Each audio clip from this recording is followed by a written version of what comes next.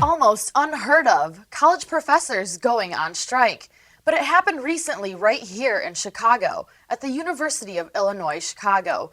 Now that summer is here, the weather has encouraged Chicagoans to let their dogs off the leash to run around at Montrose Dog Beach. For Good Day DePaul, I'm Cearron Bagenda. Whether using it to go out at night or to go to work, the CTA provides an effective way to travel for these Chicagoans. For Good Day DePaul, I'm Cearron Bagenda. Gun violence, it continues to hit schools around the country. One of the latest incidents was just a few hours away at Purdue University in Indiana. This summer, Chicago will be celebrating the 10-year anniversary of their second largest tourist attraction, Millennium Park.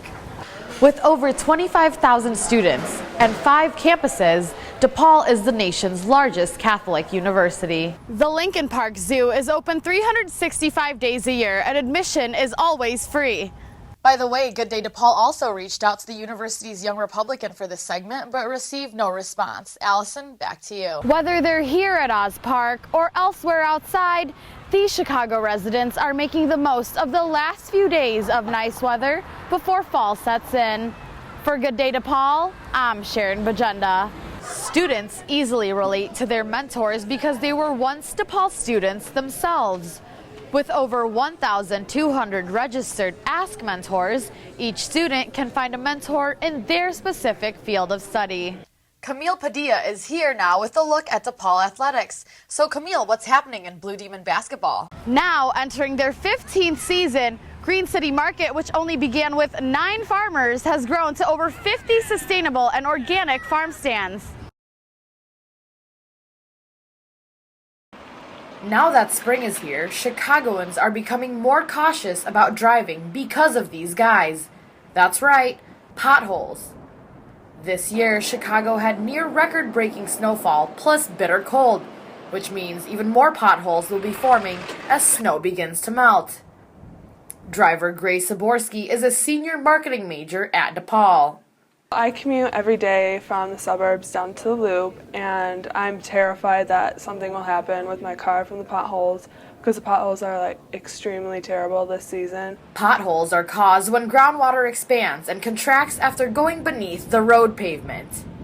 At the beginning of February, Chicago had already filled nearly 100,000 potholes. These can cause significant damage to cars, mainly tires, rims, and axles, costing hundreds and even thousands of dollars to repair. Ernest Page, a stunt rally driver, says the potholes can be devastating to cars. Something like damaged shock absorbers, damaged tires, bubbles on the tires, and wheel alignment going out of sync. These are all things that happen because of going into potholes. In January, Mayor Emanuel directed city crews to fill potholes 7 days a week throughout the winter. This winter, City Hall has received about triple the number of pothole complaints compared to the 2 previous winters. Chicagoans can file claims if their car is damaged from a pothole by going to chycityclerk.com, filling out a form, and mailing it to the city clerk's office.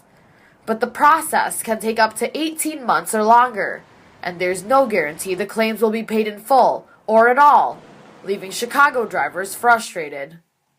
I'm trying to get to work, and it's like all these potholes. People are swaying back and forth to try to get to the side of the road that doesn't have a hole, and there's no side. I mean, when is the city going to get stuff together so we can get to work on time? People can call 311 to report a pothole that needs to be repaired. The city's website also has a pothole tracker, which tells residents which potholes have been filled. So for all you drivers out there, make sure to keep an eye out for these tire-blowing craters. I'm Cearron Bagenda for Good Day DePaul. Chicago's bike-sharing program, Divvy, is powering through its first winter season. Although Divvy operates around the world, they've never experienced a winter like Chicago's. Despite the winter weather, some DePaul students, like Jason Iskalis, are still using Divvy bikes. Yeah, so most people think it's just way too cold in December and January, February months to still ride your Divvy bike. But for me, I don't think it's too bad. There's a few days when you can't use it, but for the most part, you can still hop on it and use it for a quick mile. In December, Divvy riders took only about 45,000 rides compared to some 80,000 in July. Divvy riders can either buy a 24-hour pass for $7 or a yearly membership for $75 for unlimited 30-minute rides. On January 7th, Divvy had to close down their operation at about 7 p.m. because temperatures were dangerously low. They reopened the morning of January 9th. To maintain safety, Divvy workers stop by bike stations each day to shovel snow and pour salt. Because Divvy is expecting fewer riders during the harsh winter conditions, they have removed about 500 bikes from their stations in the last month. This winter, Divvy is encouraging riders to post pictures and comments on social media with the Twitter hashtag DivvyOn. Ted Valeri, a Divvy rider, is the Director of Communications at Chicago's Active Transportation Alliance. This season I've been riding a Divvy, and the Divvies are, they're maintained by professional mechanics. I think each of them during the winter is brought in for servicing at least once a month, and they clean them up and make sure that they're perfect for riding. So while I'm riding the Divvy bike, I don't have to worry about keeping my own bike free from snow and slush. Divvy's membership has risen to about 11,000 members since June, and they're planning on adding 175 more bike stations and 1,750 bicycles in the spring. In the meantime, remember to bundle up and follow bike lane regulations before you divvy on. For Good Day to Paul, I'm Cearron Bagenda. Every year, over 8 million unwanted and stray animals are taken into shelters. With nearly half getting euthanized, or in other words, put down, shelters are struggling to keep up with this huge number of animals. Chicago is one of the many cities facing this problem. Linda Estrada is the president of a local no-kill shelter called Animal Welfare League. She sees this issue on a daily basis. A lot of shelters people look down upon, and they don't understand. We didn't create this problem, society did.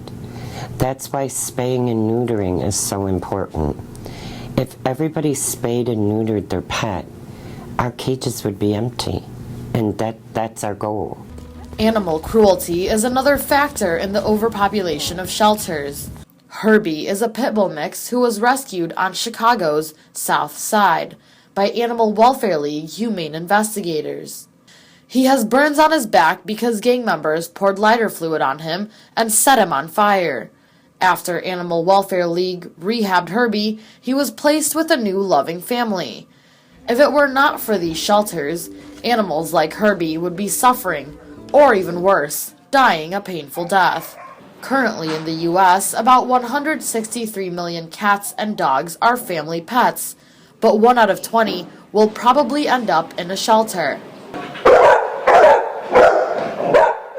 Spaying and neutering or sterilization of pets is crucial to ending irresponsible breeding. Tatiana Garrett, Director of Community Outreach at the Anti-Cruelty Society, feels this is a critical issue. There is definitely overpopulation in the city of Chicago. There are still thousands of animals that are euthanized every single year. And there is a lot that's been done over the years. The Anti-Cruelty Society itself, being around since 1899, has been a huge stakeholder in reducing the issue of overpopulation in the city. We have performed thousands of sterilizations every single year. Overpopulation is due to many factors, including owners breeding their pets for profit or for fun, without finding them proper homes. The only thing we haven't changed are these backyard breeders and the puppy mills.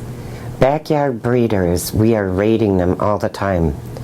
These are people that take a nice, sweet, wonderful dog, and they keep them in the backyard and just breed them and sell them. About 17 million Americans get a new pet each year, but only 20% of them choose to adopt. Tricia Teckenbrock is a public relations associate at the Anti-Cruelty Society. So one thing we always like to educate people about is if they were to go and buy a pet at a pet store, how it's not a good decision. Those animals are coming from horrible places like puppy mills, and that's the last thing we want people to support, so that those organizations keep running. So what can we do to relieve pet overpopulation? Well, spaying and neutering of pets is one solution. Another is to adopt animals from a legitimate shelter or nonprofit rescue instead of buying from a pet shop. Before getting a pet, consider all the responsibilities and consequences, and then make a lifetime commitment. Finally, educate children, family members, and friends about adoption and pet overpopulation. This is critical in fighting this problem and eventually solving it.